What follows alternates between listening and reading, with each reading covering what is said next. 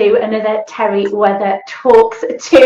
We've had singers on, we've had fitness instructors, we've spoken to people who own local businesses here, and that's exactly what I have for you today. I'm going to be joined by David Penney, and David runs Adventure Holidays Lanzarote. So let's bring him in and have a chat. Hi David, how are you? Hey, how you doing? Really well, thank you. Whereabouts are you joining us from today? Well, you're a stalker. That's just because I've been speaking to lots of people on the island. It's really nice for people to know whereabouts you are. Are you in the north or the east or? Certainly, I live just outside, on the outskirts of Puerto del Carmen. I used to live in the north up by Famara for many years, but it's better location for two reasons. One being closer access to any potential clients that I pick up, and also there's no question there's a microclimate here. We do really enjoy very, very good weather in this area. Absolutely, absolutely. So you've actually lived on the island of Lanzarote and actually in the Canaries for quite some time. So tell us a little bit about your background, David. Well, my background is I used to run a largest vehicle rental business in the north of Scotland. I'm from the Highlands of Scotland. My mother's family are from Wick, which is the far north. So I came to Lanzarote on vacation with a girlfriend. We were living together for 8 years. And whilst on that vacation, Elaine said, "Hey, David, would you sell the house and we moved to the Canary Islands?" Well, in a nutshell, I did and she didn't. She wasn't brave enough to cut the cord, so I came alone on a one-way ticket, 7 bags, couldn't speak a word of the language, didn't know where I was going to be staying the first night, and I made my first 2 years over in Fuerteventura. I bought some land and built a big property over there, and I started hiking, biking, and 4x4 trips over in Fuerteventura. And then I invested over 100,000 euros into another business on the small island of La Palma, Isla La Palma, which is just a small island to the west of Tenerife. And although the business was successful and I really, really loved the island, it just wasn't right for me at the time. So I came to Lanzarote over 11 years ago on business. I had no intention of living here. I already had a life and a business back on La Palma. So I came on business. Lanzarote started to grow on me as I started going out exploring. And I then bought a real estate company in 2008, just at the time when the property bubble burst. I then ended up in hospital, closed my business down because the timing wasn't right. I had an accident, I fractured my back, and I took a year out to recover. And during that time, it gave me a lot of thinking time. And what I learned was, what do I like to do when I'm on holiday? Well, I like to have fun, especially fun in the sun. So I then looked at some of the things I've done in New Zealand, South Africa, and many other places I've been throughout the world, and realised that I always participate in activities and adrenaline type things which could give me the chance to make a memory of that holiday.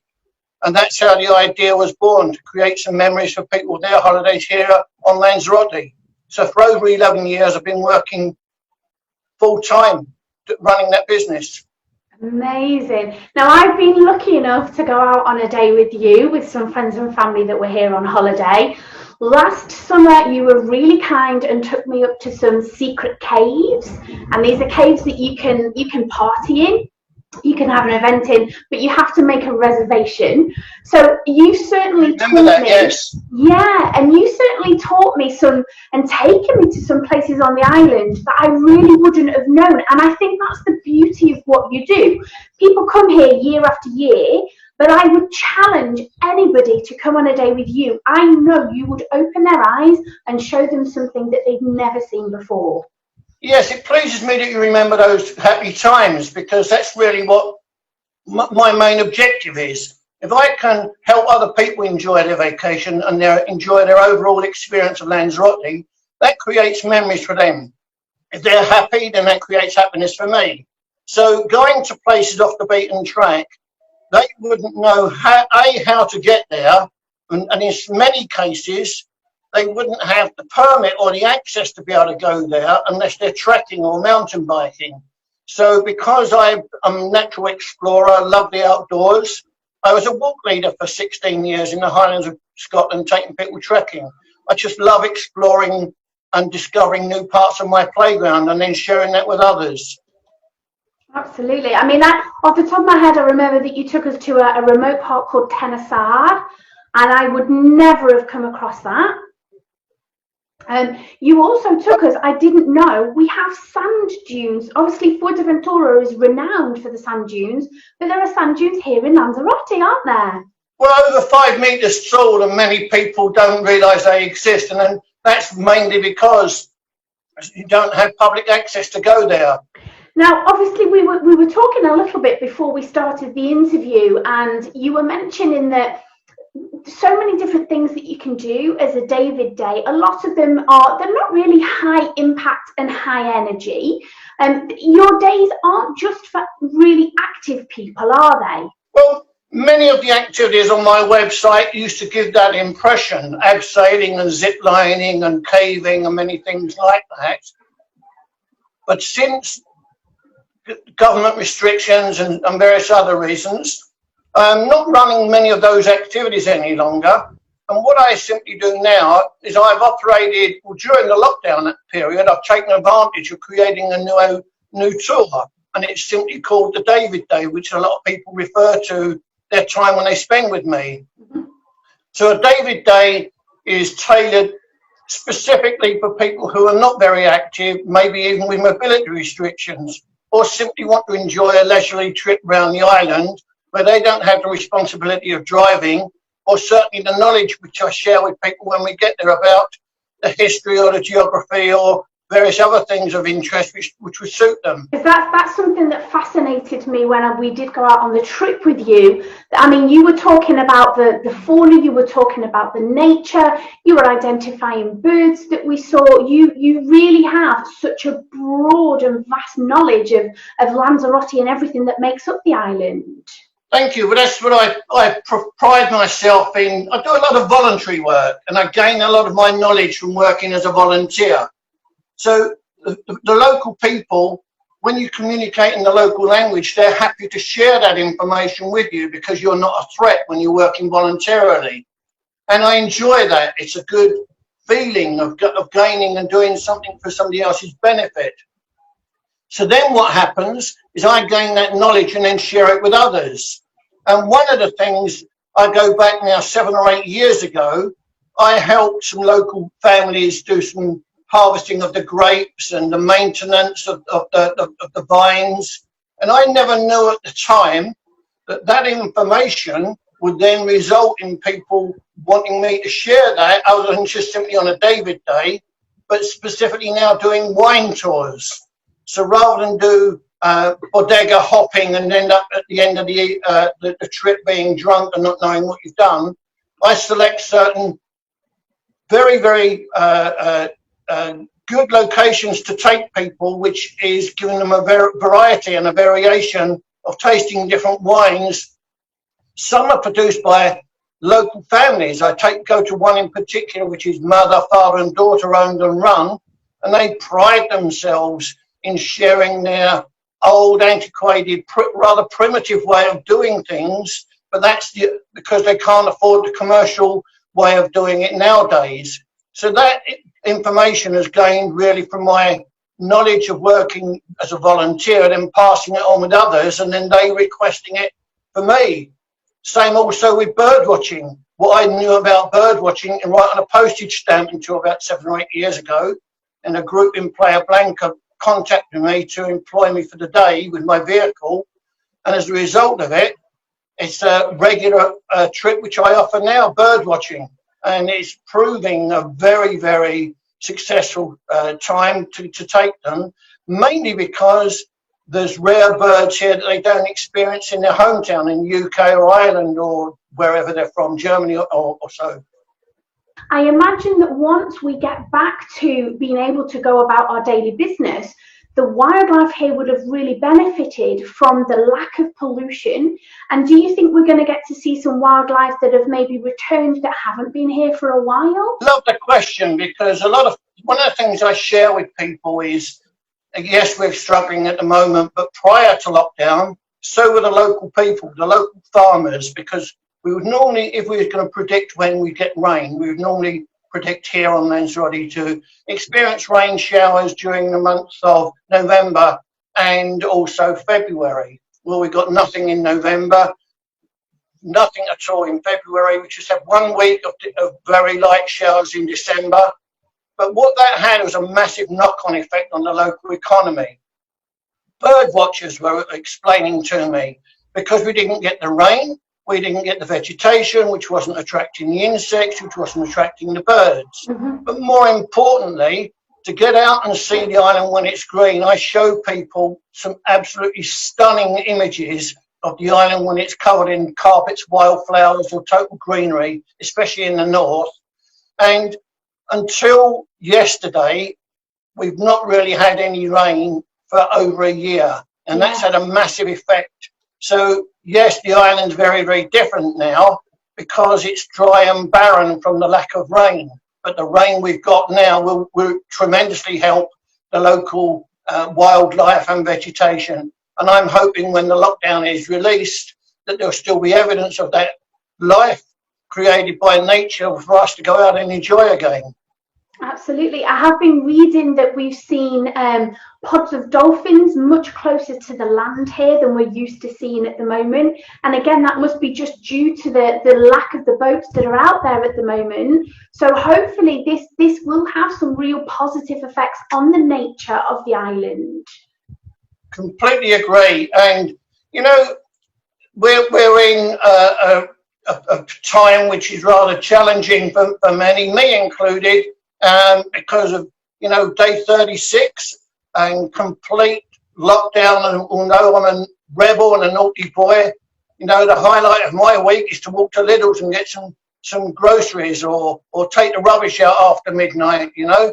So it's a completely different island at the moment from what we all came to and knew and loved about it.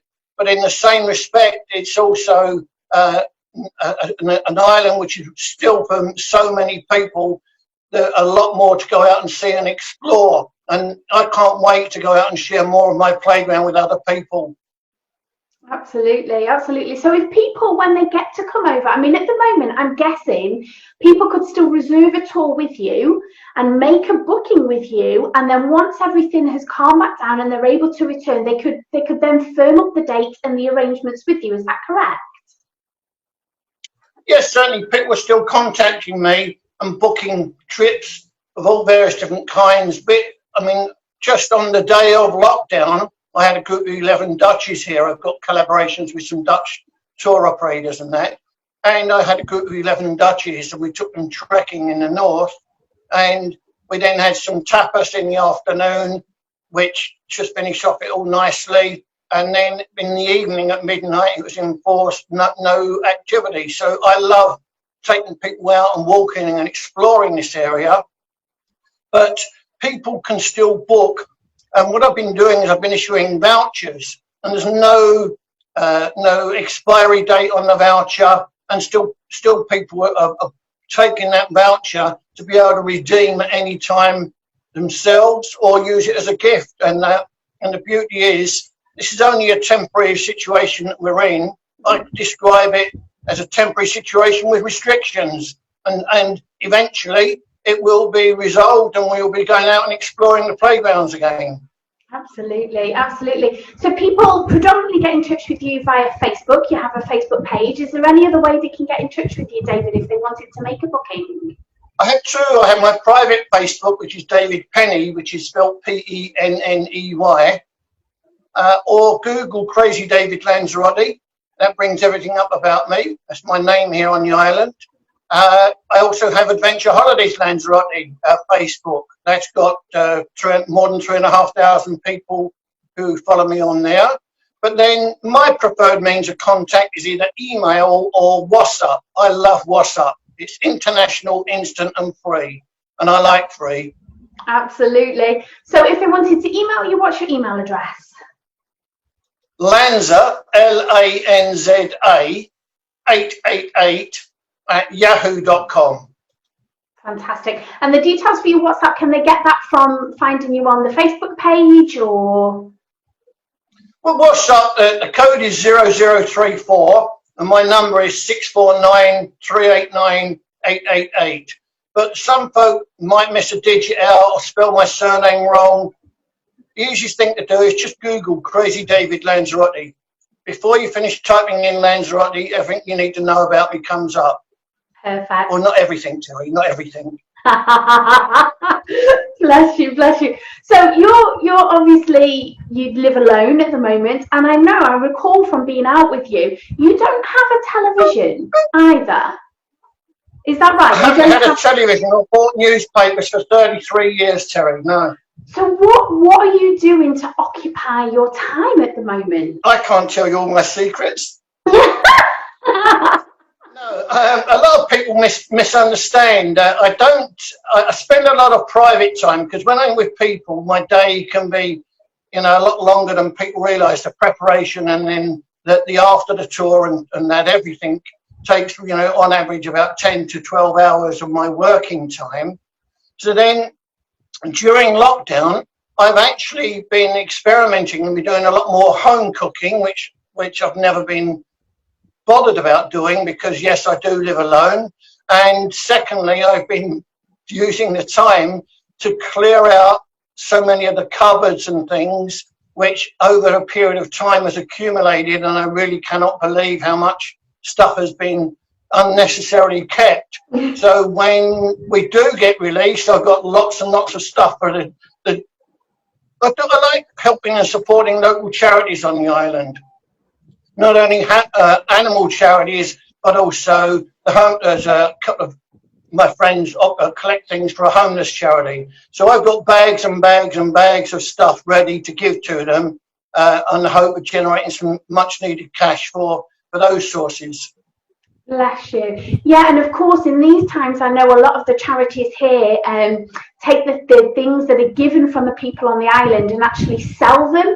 There's the big car boot sale in Matcha, and obviously at the moment that's not happening. But the beauty of social media means that they can actually make those sales still. And obviously, if they do that responsibly, people can go and collect if something's left outside. So they are still in these difficult times able to generate some very important funds. Yes, just a few days before lockdown, I took a minibus down to Playa Blanca and picked up 8 local people, a couple were tourists, but took a group of 8 people up to Sara in Daiche, which is one of the dog and animal charities here on the island for abandoned dogs and cats. And we spent a couple of hours walking those dogs, and a couple of us made some monetary donations as well. So I support a lot of those things. There's a friend of mine, Kirsty, who collects things for the homeless, sells them, and then all of that money goes directly to people of local for their benefits. And that is one of the things I enjoy. Is a balance from away from working is to do some things like that and help some locals who are in need of it. Absolutely. And of course, to anyone that's watching at the moment, if you did want to get in touch or help any of those charities, send me a message and I can pass you all of the details on. That's not a problem. I'd be more than happy to do that. Well, David, it has been an absolute pleasure talking with you today. I do know many of my followers, as I say, will come back to the island, and I really hope that they'll come and get in touch with you so that you can take them and show them some of the delights that I know that they won't be able to discover themselves. And I'm sure many of them will be very interested in that wine tour with you as well. If anybody does contact you, Terry, at the moment I'm offering a voucher which could be a quite substantial discount for them.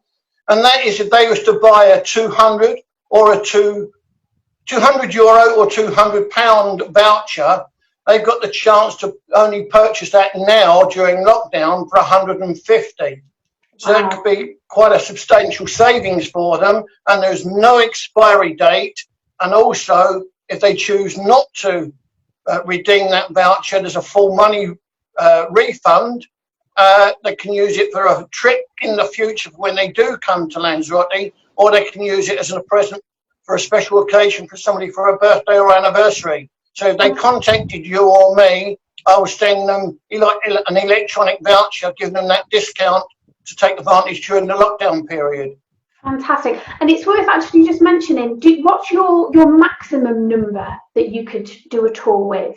Well, in one vehicle, 8 is the maximum, but there's several, like the Dutchies before, there's many times when I have 2 or 3 vehicles if there is a bigger group. I've done some school projects where I've increased my public liability insurance to cover those groups. And, I've done a group of Dutchies just before lockdown with 32 people.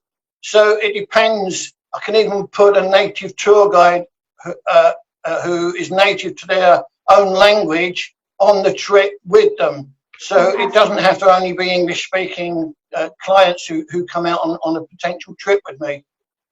Fantastic. Well, thank you so much for your time today. Make sure that you're staying safe. David, take care. And when all this is over and done with, I'll see you on the other side. Besitos, gracias. Ciao.